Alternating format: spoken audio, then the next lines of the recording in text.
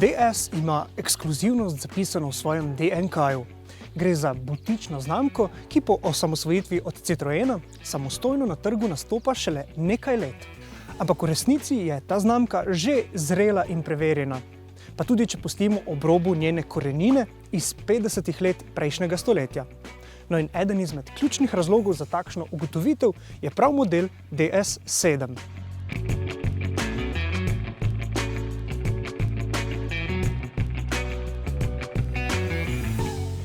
DS7 je otrok Jamesa Bonda in prikupne balerine. Je brezkompromisno polikan, stilsko dovršen in nabit s pametno tehnologijo, ampak obenem lahkoten, nežen, mehak in tih, ko sedemo za njegov volan. Prav sedmica je DS dokončno ločila od ljudskega Citroena in ga postavila na svoje mesto znotraj koncerna.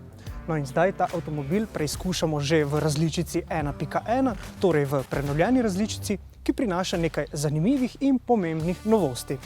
No, še preden se jim posvetimo, pa kratek opomnik. Naročite se na naš kanal, naš YouTube kanal. DS7 ni SUV za tiste, ki bi se želeli skriti v množici avtomobilske pločevine. To je izdelek francoske visoke mode avtomobilizma, ki na prvo mesto postavlja svojo unikatnost, pogosto tudi predfunkcionalnost.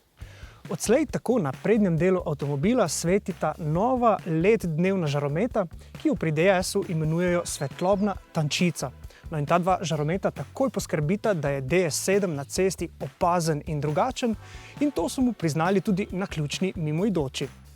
Nova pa sta tudi glavna žarometa, ki odslej nista več le matrična, ampak gre za Pixel LED žarometa nove generacije, ki imata 84 diodnih enot.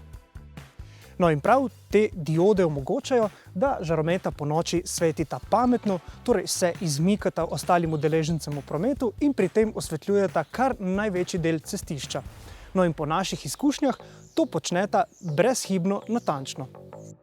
Na zadku ni več napisa Crossback, ki ga je zdaj nadomestil napis DS Avtomobil.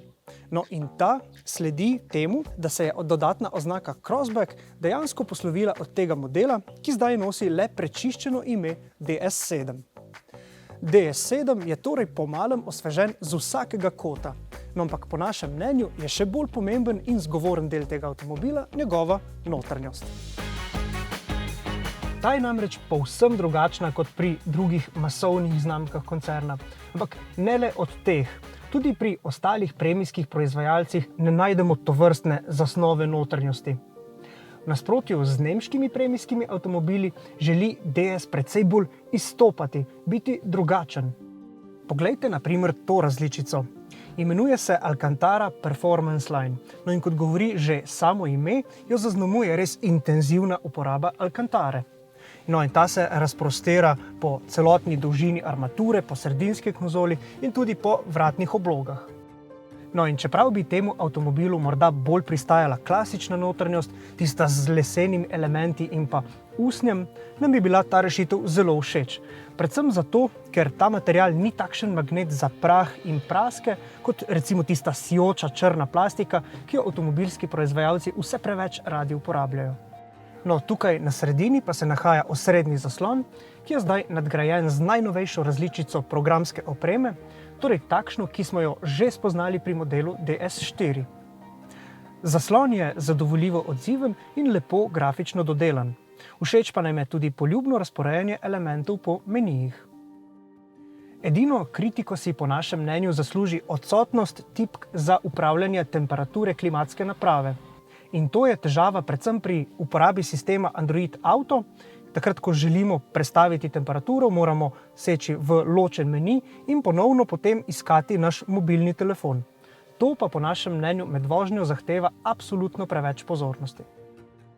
Znamka DS vedno teži k uporabi novih materialov in novim tehnikam obdelave materialov v notranjosti. Pravzaprav je njen oblikovalski oddelek nekaj zares posebnega. No in imeli smo to možnost, da smo ga obiskali tudi v živo in povezavo do tega prispevka vam ponudimo na koncu videa. Še prej pa preverimo, kako se obnese glavna pogonska novost. DS7 ima lahko tudi po prenovi po želji še vedno vgrajen dizelski pogon, a predstavniki znamke so nam zatrdili, da nanj ne računajo več prav resno. Zamenjale naj bi ga 3 različice priključnih hibridov in tokrat smo preizkusili različico E-Tense 300, ki prinaša 221 kW moči ter 4-kolesni pogon. No, 4-kolesni pogon vozniške izkušnje bistveno ne spreminja, nam je pa prišel zelo prav ob speljevanjih v Zgodnjemarčevskem, zdaj že precej nadležnem snegu.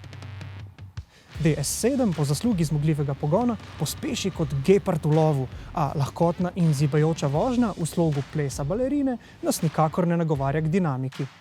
In v resnici dinamike pri tem avtomobilu niti nima smisla pričakovati, ker sta udobje in prijetno potovalno okolje njegova daleč največja aduta. A izpostaviti moramo še enega aduta. Glavna novost priključno hibridnega pogona po prenovi je nekoliko večja baterija, ki ima odslej kapaciteto 14,2 kWh. Ob našem testu modela DS7 pred prenovo, torej z manjšo baterijo, smo ugotovili, da lahko z enim polnjenjem v zimskih razmerah prevozimo le okoli 25 km.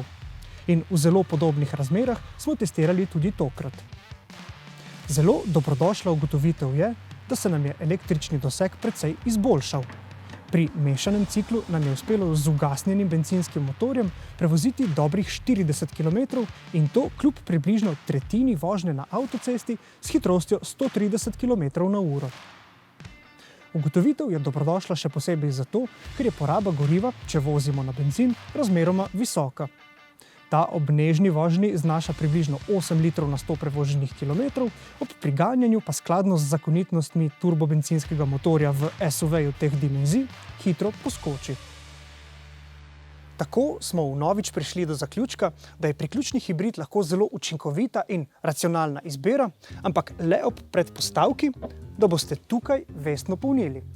No, takšno polnjenje je že na popolnoma običajni vtičnici mogoče izvesti čez noč, dovolj bo približno 7 ur, no seveda pa priporočamo uporabo domače polnilnice, ki bo čas polnjenja skrajšala na približno 2 uri. DS7 je torej specifičen avtomobil, ki nagovarja uporabnike s specifičnimi željami in pričakovanji. To je avtomobil za tiste, ki ne želijo le vrhunske funkcionalnosti, ampak znajo ceniti tudi estetiko in detajle. Ampak usmerjenost k detajlom je mogoča le, če proizvajalec tehnološke temelje trdno zabetonira, skelet pa postavi na visokem nivoju. Sicer gre za račun brez krčmarja. In mi menimo, da DS7 ponuja dovolj. Svoji pretežno nemški konkurenci se dovolj približa, da je s svojo drugačnostjo in pa nezgrešljivo francoskim karakterjem vreden umestitve v ožji premijski izbor. Za to drugačnost pa seveda poskrbijo tako opevani detajli. Obiščite z nami DS-ove mojstre in spoznajte delček njihovega bogatega nabora znanja.